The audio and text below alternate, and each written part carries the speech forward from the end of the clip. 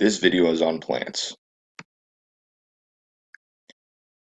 The topics include identifying parts of a leaf, transpiration, the rate of transpiration, tropism, and phytochrome. Plants are multicelled eukaryotic photosynthetic autotrophs. They evolve from green algae. Their life cycle is characterized by alternation of generations.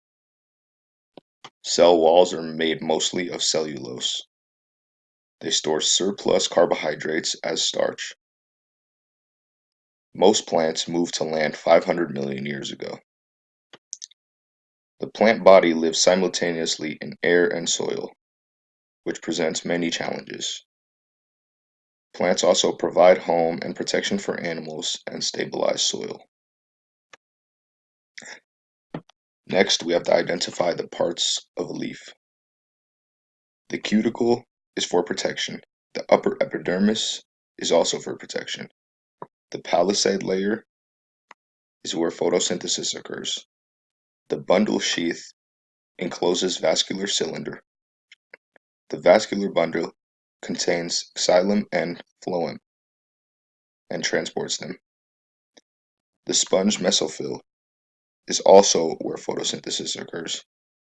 Airspace is the diffusion of CO2, oxygen, and water vapor. The lower epidermis is for protection. The cuticle is for protection, and the stomata is the exchange of CO2, oxygen, and water vapor between the leaf and atmosphere.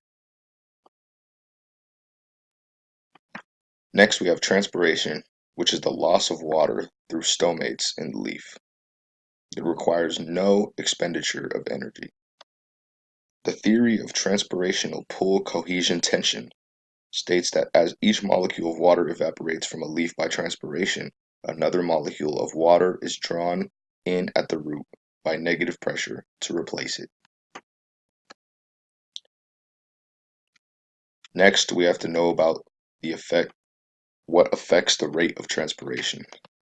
So transpiration rate increases due to high temperatures, wind, and low humidity. It decreases due to low temperature and high humidity.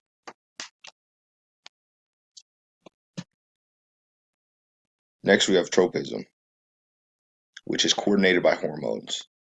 It is the movement or growth of a plant toward or away from stimuli.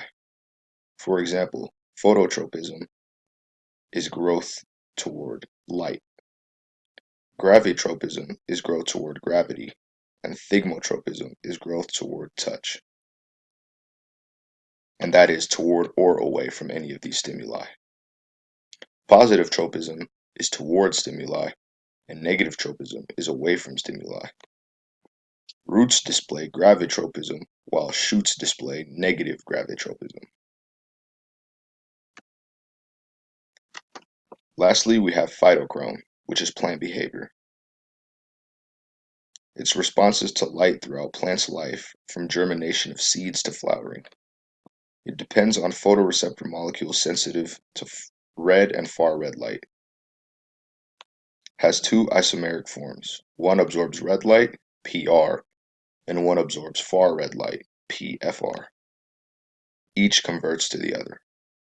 The plant synthesizes phytochrome as PR. If plant is kept in the light, PR converts to PFR. In the dark, PFR converts to PR again.